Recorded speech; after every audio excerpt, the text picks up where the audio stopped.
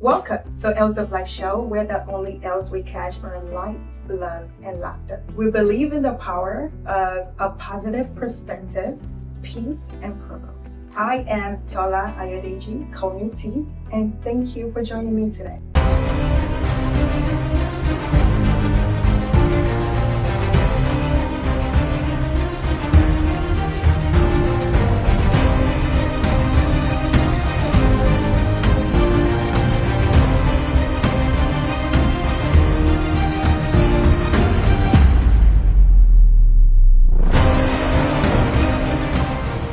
Diving into a topic that couldn't be more urgent: how empathy and love can help us bridge the gaps in a divided world, whether it's politics or race or religion or simply how we see the world. Division seems to be everywhere. But what if empathy was the key to healing? My guest today is someone who lives and breathes that message: a psychiatrist, mental health nurse practitioner, Adedoyin. Thank you for joining me. Thank you. Thank you so much for having me here. Very, very I appreciate you. And I love the fact that you're doing this. This is amazing. I love this. This is amazing. Congratulations on your journey. Thank you. Thank you so much. Thank you. And congratulations to you too. I see you doing everything you're doing, and I'm so proud of you. And I love who you are, who you've chosen to be, and it's awesome. Thank you. God bless you. God bless your work. And I'm so happy to be chatting with you right now. Thank you. Absolutely. So yes, my name is Adedoyin. I'm a psych nurse practitioner and the founder of Bridge Health, where we provide mental health services to all ages. We are located in the U.S. at this time, but of course we're doing a global movement. And I'm also the TV show host of Rethink Life with Adedoyin. And of course we will go way back. It's TeaBae. So back to college days. So thank you. I'm so glad. Yeah. Thank you. Yes, all the way back. Almost decades of friendship here. Absolutely. Such a blessing. Thank you. Thank you. Okay. So to you, in your experience, what does empathy mean? And how do you see it playing a role in today's divided world? This was a great question. Oftentimes when we think of, before we think about empathy, we often think about maybe sympathy, or we think of kindness, right? But empathy goes deeper. It requires vulnerability. For me, when I think of empathy, it pretty much means that I'm understanding other people's, what they've been through. I can understand what it feels like to walk in their shoes. Sometimes, for you to really understand the capacity of what empathy is, you may have experienced the same thing that the person experienced. That's what we often think, but that's not always true. Sometimes, right, we have imagination, so we can always think about what does it look like if I was in that person's shoe? What would they be going through? And it can be hard for people to really tap into. Because you have to understand we are shaped by different things that makes us who we are. Our values, the way we were raised, even our experiences. Right? Even if we experience the same thing, it does not necessarily mean that we would evoke the same feelings, or better yet, we would share the same synonymous when it comes to like compassion. When it comes to the pain we've gone through, it's very relatable to each person. It's not necessarily always a general, like for example, let's say someone else's child died. Someone else may be able to move from that, right? And somebody else may not be able to move from that. Or someone else's father died. The same applies. So we all are shaped differently, and I'll give you more examples of what that looks like. Yeah, I mean, you're correct, and I love the way you put it, because empathy is really about listening without judgment, because you really cannot always put yourself in the other person's shoes. So you just have to recognize the fact that you're not them, and you may not ever really understand why or how they are the way they are. So you have to be judgment free in order to be able to effectively practice having sympathy. And, don't be so quick to respond, but listen to understand, without judgment, to understand not just to respond. And I found that when we really listen deeply, even to someone we don't agree with, we create space for healing, not just in them, but also in ourselves. It goes both ways. As a matter of fact, it could be even more for yourself when you're more attentive and you give to someone else, what Absolutely. they may be needing in that time. And it may be just for you to be empathetic. And it really does not take much. You just have to you have to have that intention for you to be able to give it. Absolutely. It's hard for some people to do that, but you know what? We can all learn, we can all grow, and hopefully someone is picking something up today and can learn and maybe change or maybe just adapt. Absolutely. And we're going to Yeah. talk more about the steps, Yes. definitely. I can't wait to go into that conversation. Sounds good. Yeah, this is, yeah, Okay. that definitely. I love what you just said. You know, definitely what I'm saying is, empathy requires the ability to understand what someone else is Yeah. maybe going through. But that is more of a psychological part. We're going to talk deeper into that portion. Yes, ma'am. Let's do it. So you see so many people as you're a mental health practitioner. And in your experience, I want to know, why do you think so many people are resistant to empathy and love as tools for change? I've found a few things very interesting, and I'm gonna share like two things with you. So Okay. oftentimes with when it comes to change, right? Why are people resistant to change? Why are we resistant to love or allowing that to, be a part of our, like say a part of our being, right? Oftentimes the number one thing when it comes to change or anything that has to do with even embracing or understanding people's emotions, people are often fearful. Fear is a big one. People don't, they're fearful that, if I go ahead and share my experience, if I go ahead and tell this person, right, what if they run with my words? What if they go ahead and, tell the whole world what I feel? Would I still be able to stand, um, face the crowd? For example, because there are many things that people have been through. It could be trauma based. Another thing is also vulnerability. Can we actually be open minded and actually allow someone else into our lives to really see us for what we're going through? Another thing is that people can also feel like, if I express myself or if I tell someone what I'm feeling, they may not understand me because they've not been through what I've been through, or they may be afraid they will not get the help.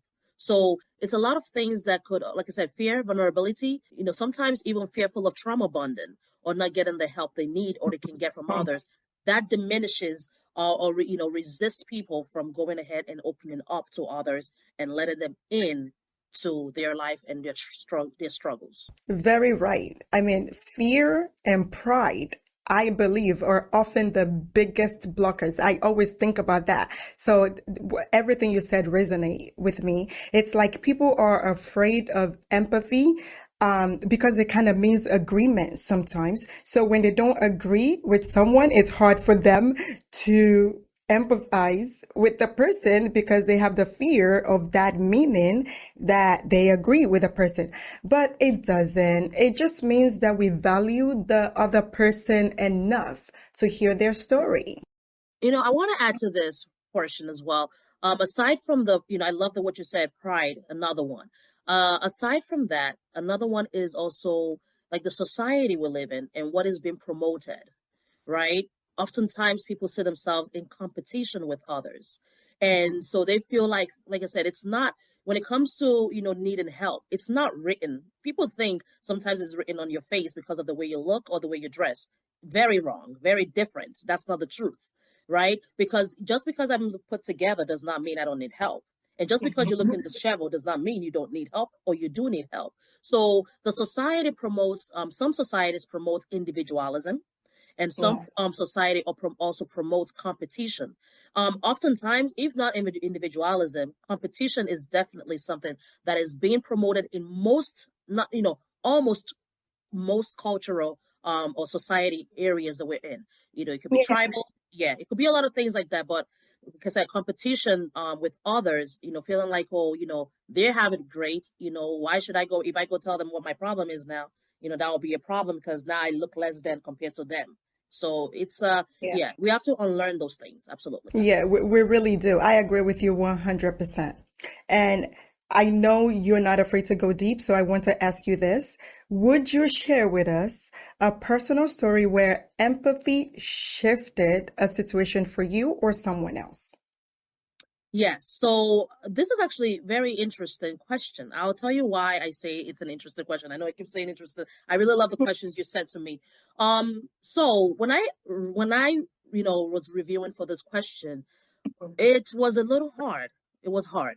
And I'll explain to you why. Even as a provider, I'll explain to you why it's hard. One, for you to get empathy, right?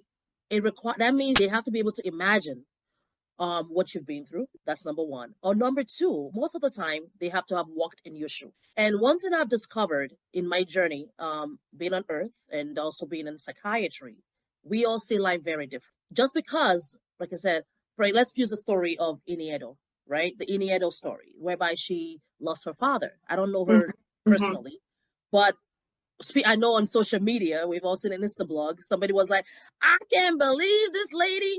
She went to an event the next day to see, to Ghana to do something related to her work, even though she just buried her father the day before." I've also encountered this kind of situation before, whereby I had an individual say to me, "You cannot understand my struggle or my pain because you have never lost your father." But I did. But I lost my father. And as a provider, right? People think, like I said, people often think you have to have experienced something for you to really be able to empathize. Now, the funny thing is that apart from being a provider, when it comes to like therapy or providing mental health services, it's a human science. Just because I've experienced the same thing as you does not mean that we would, the way I would the way I will handle it is gonna be the same like you. Yeah. So because like I said earlier, there are many things that equates to why we do those things. So when it comes to human science, your therapist may not necessarily have been through what you've been through, but we understand what it comes to what does that mean when it comes to the mind and how it works. How can we get you solutions?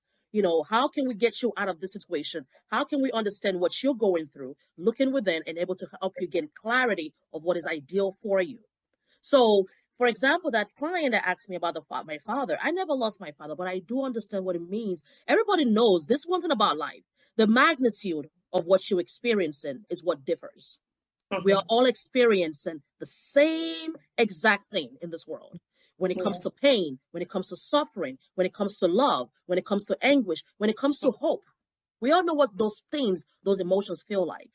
But the magnitude can differ from each situation to another. But it does not mean I've not experienced what loss is. I've not experienced what pain is, but it may just vary in the magnitude and how it comes about. So That's true. yeah, so that's what I think, so that from my experience, that when it comes to that, it's not necessarily, like I said, what I've experienced in my life, somebody else may experience and may not be able to understand my pain. Yeah. With the magnitude of it, they know what pain feels like. And as a result, they were able to empathize from that angle. Yeah, it's true. We all go through things.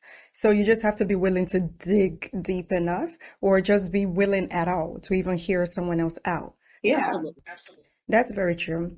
So I think most people, either they live it or not, know that it's good to be good. They know that it's good to be empathetic, but some just find it hard to make it practical. And you're one of the best people to listen to, in my opinion, because your job is literally to help people find peace. So, how can we practice empathy and spread love when we're hurt or feel deeply misunderstood?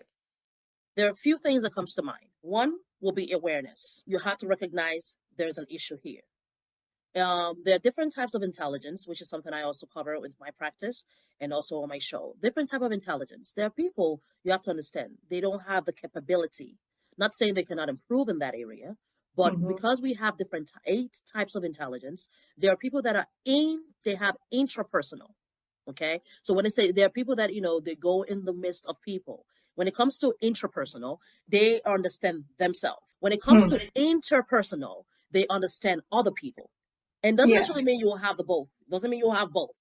There are people that are more logical, scientific based. They understand math and they understand abstract ideas. You talking to them, you have to talk from them from that angle. There are people that have spatial intelligence. There's bodily kinesthetic intelligence. There is what's it called linguistic intelligence, and also naturopathic intelligence, naturalistic intelligence, right? Which has to do with nature and Yeah. stuff like that. So number one, you have to be aware of who you are, because not everybody that you go to is going to be able to help you.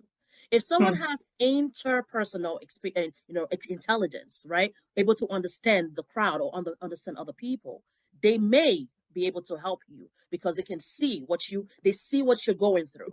If someone has intrapersonal, they can only relate from their perspective.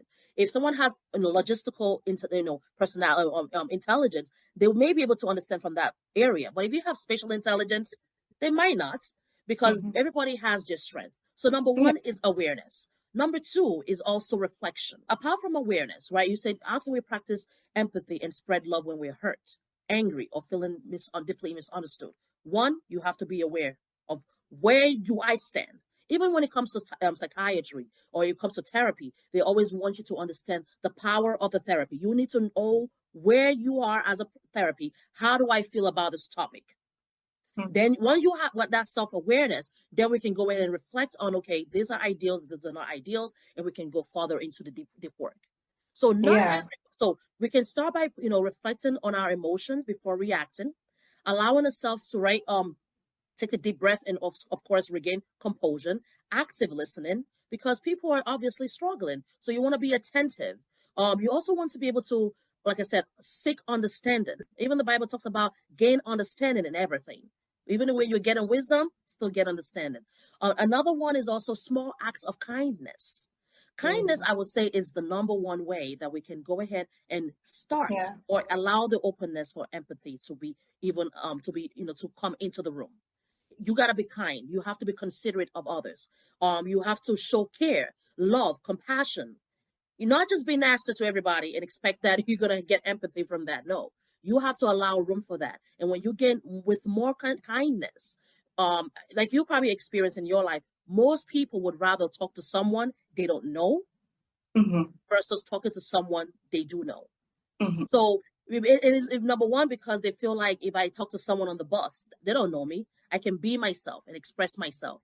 So definitely number one, that person has to allow for kindness or allow for that room. And even with people that you're with, or even tribal situations you may be in, they have to allow for kindness. So kindness, small acts of kindness may allow for there to be empathy on the long run. Yeah, absolutely. We all have different capacities. So it's easier for some people to only love when things are smooth. But when emotions run high, that's when the real work begins, and that's where they lag behind. And I've learned that choosing love is a discipline, like a spiritual practice. It's not a feeling. It's a choice. It's a decision. You're deciding. You're choosing to be the way that you are. Because when you continue to be the way that you are every day, it's a choice. So if every listener today took one small action to bring more empathy and love into their world, what would you want that to be, or what would you recommend that to be? For me, if every listener today took one small action to bring more empathy and love and into their world, for me, I would say I would encourage everyone to move with kindness. That's what I would say. Move with kindness, because empathy requires, number one, I can, if I'm moving around, right, I can give you sympathy. If you tell me a story, I can give you Yeah. sympathy. And it requires more, not, I'm going to be real honest with you, it requires a psychiatrist or a mental health help to really Mm, gain the empathy. That's mm, deep work. Because the thing is, you have to sit. This is listening to people and saying, yeah, I feel you, I understand, I get what you're going through, right? yeah. That could technically just be sympathy. And just because I say, I feel, I know what it looks like, again, it could still be sympathy. It's kind of weird, but it could still be sympathy, not necessarily empathy. Yeah. Empathy, it's almost you have to have introspection. And that it's in, even if I do have if I do have introspection, do I have the capability to make this change for this person? It is very great for people to speak up. That's why I love when people, for example, there's a reason why you go to AA meetings. Yeah. Because these people are sitting together and they understand their pain. And even their pain is different. It's never the same. So definitely one thing that, for you to move accordingly and to gain empathy, because like I said, there's trauma bonding as well. There's a lot of things when it comes to, sharing your vulnerability with others. Some people don't have the capability to help you. Some people, it messes up the relationship. So I always tell people, if you want to share with anyone, this is the two things I'm going to say with you. Kindness is number one. You want to move around with people with kindness, be considerate, be compassionate, be open-minded. I always tell people, it's not about listening. It's not about listening to respond. Sometimes just listen. And sometimes people just want to be heard. Yeah. They're not asking for your advice. They just want you to hear them. And that alone can be empathy for them. So that's, those are the things I would say to you. And another thing I would say to you is that anybody listening to me right here, I want them to take home one thing. You have to feel comfortable. It's not about I feel comfortable enough to share with someone else, because that person may not have the capability to help you. You have to feel within yourself that I am okay to share this.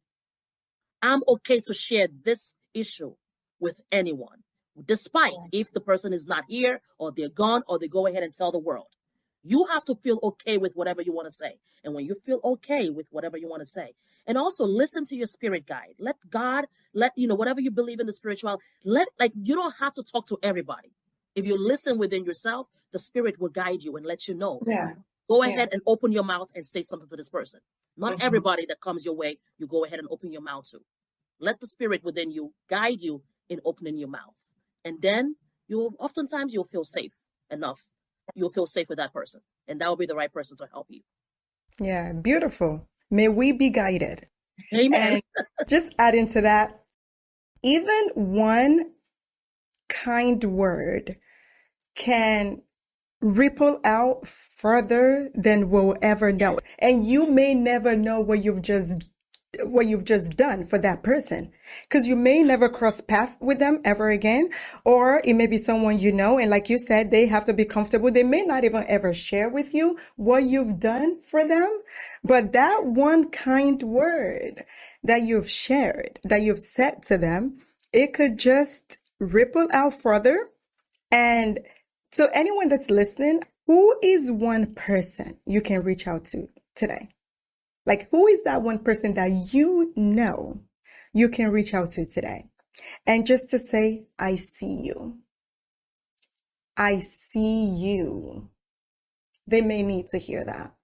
That might just be the spark that lights up not just their day, but like a fire of healing within them. And even for you. It could light up sparks of healing for you, because you're also going through something. We're all going through things. Maybe you need someone to say, I see you. So I see you. I see you. And let the spark be lit.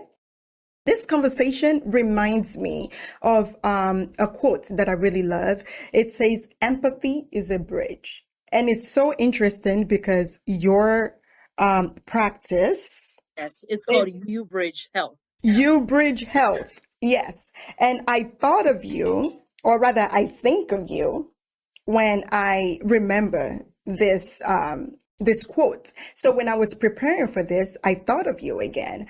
And the full quote is, empathy is the bridge, love is the path. And the world may be divided right now, but each of us has a role to play in stitching it back together. That might be the start with one heart, my heart or your heart or somebody's heart. It might just be the start. So share with someone who you think needs this. If this speaks to you, share with someone that you think needs to choose the power to love, someone that needs to be remembered of the power of love and to stay grounded and to be compassionate or stay compassionate if they're already a compassionate person. I love what you just said about, like, for example, I'm all about, listening to your heart and letting your heart guide you, right? Because that's your inner compass in this world. Mm-hmm. One thing I feel that, it's very important that we do, whenever your heart speaks to you and say hello to that person, Yeah. check in on that person, say hi, that goes a long way. And oftentimes when you do that, you probably, the person would tell you, I needed that. I needed that. So that's something that I've recognized that it really helps. So Yeah. I would suggest that people, listen to your inner being, let it guide you, reach out to someone today. And like I said, it's not every time you're going to go ahead and, do a whole conversation, but I think that really plays a big role in the way we interact with others. There was Yeah. one more thing that I wanted to say, but I can't remember right now. Move with kindness. That's Yes. one of the ways you can make this happen, because that allows room for empathy on a deeper end. And don't be afraid to speak up when you're struggling. Yeah. Don't, if your heart says go ahead and do it, just do it. Yeah. Don't stop yourself. Oh, one more thing. The last thing I was gonna say to you is that kindness does not require. It's really weird. It does not require anything. The people that have made moves in my life, even to where I am today, what Mm-hmm. Ubridge Health is today, it was an act of a kindness of someone I don't even know. Mm. It was someone random saying, what do you need to open a business? I don't Wow. know this person. They're Pakistani. I've never met them in my life. The people that have made moves in my life are people that I never, and the people that I do know, some of them try to help me, but they didn't have the capability. They were not supposed to be part of my life journey. And Right. some people did. So my point to you is that kindness does not take anything. They don't, number one, they don't know my struggle. They don't know how, they do not know, my level of education. They don't know who I am. But that little move they made in my life Mm. is what brought me here today. These are people that sat with me. Mm. Literally, they would make appointments with me just to have a conversation about how do you open a business, not asking for anything in Wow. return. It kind of sounds crazy, but when you pay attention to your life, don't. That's why I tell people, don't be so used to or so focused on what you want to get from others. Create Yeah. relationships, build Yeah. relationships. It's not about what you can get, because you do not know when God is going to bring that angel that's going to help you along your life journey, and your Yeah. behavior is what's going to make the difference. Amen to that. And try not to miss your clue when it's you that's supposed to be that angel for someone. Absolutely. Oh, Listen to it's your been heart. such an amazing time with you, Adedoyin Kolawole. I just love, love, love that we were able to do this. And we will definitely be doing more. You are going to be a recurring guest. Hello. I love it. I love this. I love this. Yes. All right, you are my babe for life. Thank you for doing this. I'm so glad to have you. I hope you have a great rest of your day, babe. I will. Can't wait to see my patients. Thank you so much. All right. Bye, love. Okay, bye, guys. Thank Bye.